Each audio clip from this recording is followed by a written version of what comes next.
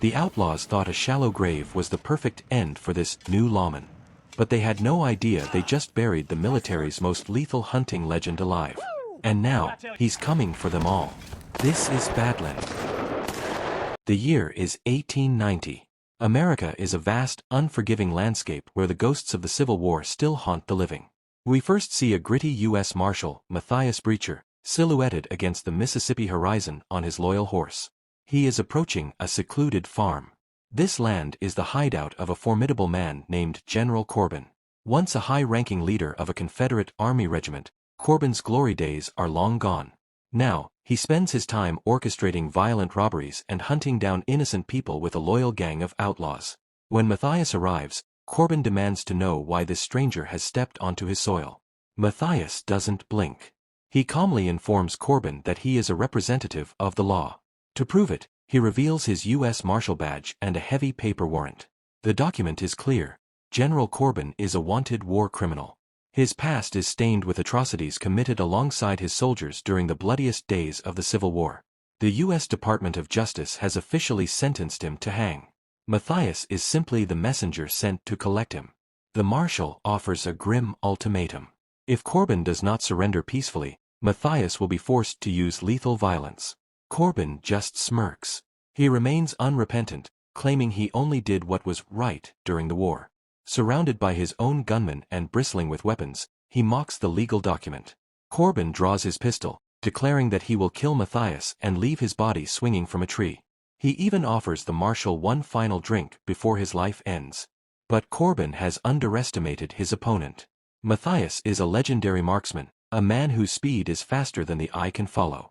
In a heartbeat, he draws and fires. All four outlaws are struck down simultaneously. None of them even had the chance to clear their holsters. With the threat neutralized, Matthias checks his list and prepares to track his next target. While traveling, he stops to send a telegram to his superior, Senator Benjamin, America's very first black politician. He reports that he gave General Corbin every chance to follow the law. However, Corbin chose the path of violence, leaving Matthias no choice but to eliminate the general and his entire crew. I am now moving toward the location of my next target, the telegram concludes. Back in the city, the senator's assistant is skeptical. He asks why such a high-stakes, dangerous mission was given to Matthias specifically. The senator's answer is chillingly logical. He knows these war's criminals will never admit their sins. In their minds, the atrocities were just part of the war. They will never surrender to a jailer or walk willingly to gallows. Matthias is the only man who can speak to them in the only language they truly understand: violence. As Matthias continues his journey, he crosses paths with a weary tracker and bounty hunter named Harlan. Harlan is frustrated. He tells Matthias that honest lawmen like him are actually hurting the business for people like himself. By executing high-value targets like General Corbin for free, Matthias is taking money off the table. These criminals have massive bounties on their heads. If Matthias keeps killing them for a government salary, poor bounty hunters will starve. Matthias remains unmoved. He tells Harlan that he isn't motivated by greed, he is simply doing his sworn duty for the salary the government provides. Harlan isn't satisfied. He issues a stern warning: if Matthias interferes with another one of his targets in this territory, there will be blood. Harlan leaves, and the tension lingers in the air. The next morning, Matthias resumes his trek. He moves through the territory, questioning locals, searching for a man named Major Reginald Cook. Cook's crimes are particularly heinous. During the Civil War, he allegedly ordered his soldiers to burn an entire village alive. After days of searching, Matthias finally locates a lonely farm on the outskirts of the city. Outside the house, he finds Major Cook's daughter, Sarah.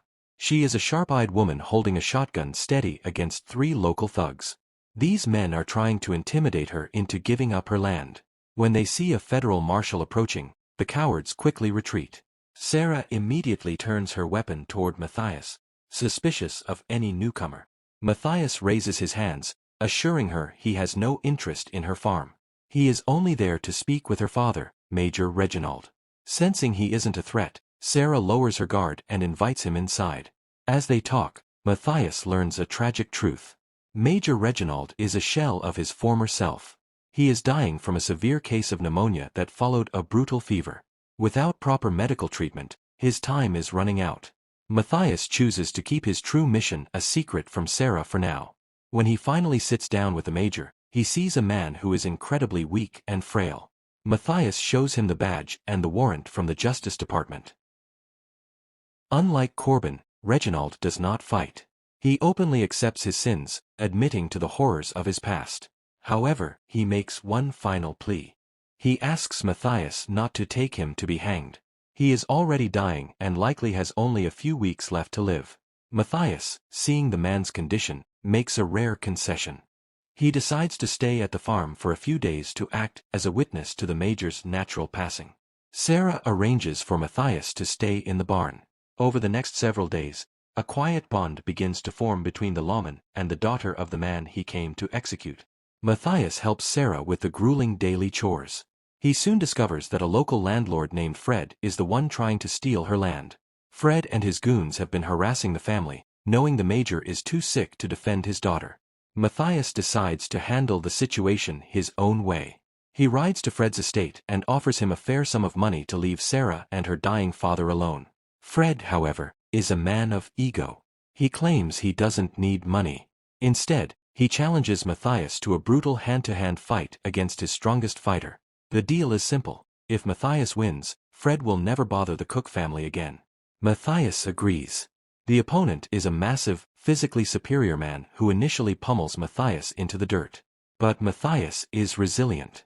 He catches his breath, finds an iron bucket, and uses it to turn the tide. In a flurry of calculated strikes, he brings the giant to his knees right in front of Fred.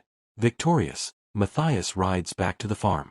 When Sarah sees his battered face and bruised hands, she realizes what he did. He fought for her. He fought for her home. Deeply moved by his selflessness, she tends to his wounds with hot water. The lingering attraction between them finally sparks into a genuine romance. For a brief moment, the marshal finds peace. But that peace is shattered the very next morning. Fred, true to his villainous nature, breaks his word. He arrives at the farm with 3 armed men, intent on taking the land by force. Matthias reacts instantly, killing one henchman and wounding the others. Sarah rushes out with her shotgun, joining the fray. Even the dying Major Reginald stumbles out with his revolver, determined to protect his daughter one last time. In the chaos, Fred fires a shot that hits Reginald square in the chest. Seeing this, Matthias loses all restraint. He riddles Fred with bullets, ending the landlord's reign of terror forever. Sarah collapses over her father, sobbing as he breathes his last breath. Matthias remains by her side. He constructs a sturdy wooden coffin and helps Sarah bury her father on the land he died protecting. It's a somber moment. Matthias tells her he must leave. His work is not yet finished. He has another target in New Mexico. They say a painful goodbye, and Matthias rides away, leaving a piece of his heart behind. After weeks of travel, Matthias reaches a dusty city in New Mexico. He is hunting a man known as Captain Huxley. He checks into a local hotel, a place where young women are forced into a life of prostitution. The owner, Alice, is a kind soul trapped in a bad situation. When a corrupt local policeman begins harassing Alice and the girls, Matthias intervenes. He brutally breaks the officer's wrist and shoots him through the hand to make a point. The commotion brings the sheriff and a squad of deputies. Matthias wisely lowers his weapon, but his eyes narrow. He realizes that the man wearing the sheriff's star is none other than Captain Huxley, the war criminal he has been tracking. Huxley is now the law in this town, making it impossible to arrest him conventionally. The sheriff de-escalates the situation, and Matthias plays the role of a simple traveler passing through. That evening, Alice sneaks into Matthias's room. She begs him to flee. She explains that Huxley is a monster who runs the prostitution ring and will surely retaliate for the attack on his officer. Matthias finally reveals his true identity. He tells Alice he is a marshal sent to bring Huxley to justice for his military crimes. He promises her that the sheriff's reign of terror is coming to an end.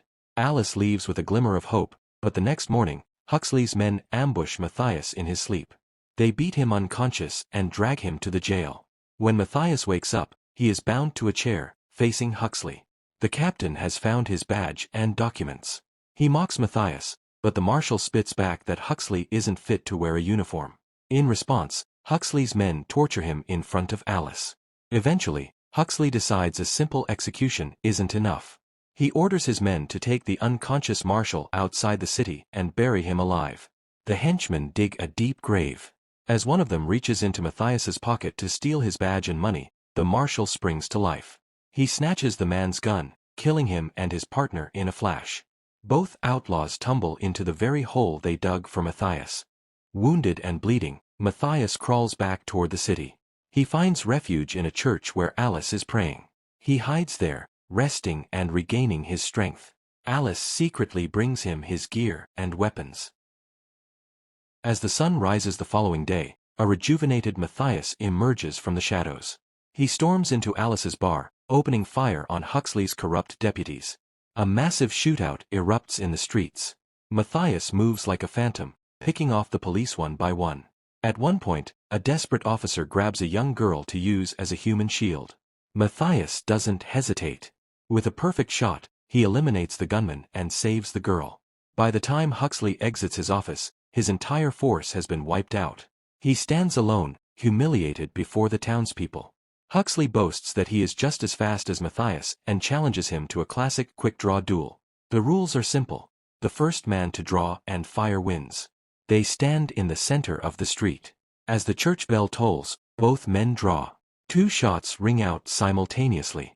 Matthias's bullet pierces Huxley's chest, killing him instantly. However, Huxley's shot finds its mark as well, hitting Matthias in the stomach. Ignoring the pain, Matthias walks over to the dead captain. He rips the sheriff's badge from Huxley's chest and hands it to Alice. "This city is yours now," he tells her. He climbs onto his horse, clutching his bleeding wound, and rides out into the desert. He travels until he can go no further, stopping to rest and bandage his injury. He is weak, fading, and ready to quit. Suddenly, Harlan, the bounty hunter, appears. Matthias tells him he is retiring from the life. As a final gesture, he gives Harlan the government paperwork for Huxley's bounty. "Claim the body, get your reward," Matthias says. Harlan, finally showing respect, thanks him and departs. With the last of his strength, Matthias turns his horse toward Mississippi. He reaches Sarah's farm, but as he approaches the house, he collapses from his saddle. Sarah runs to him, her face lighting up with joy and relief.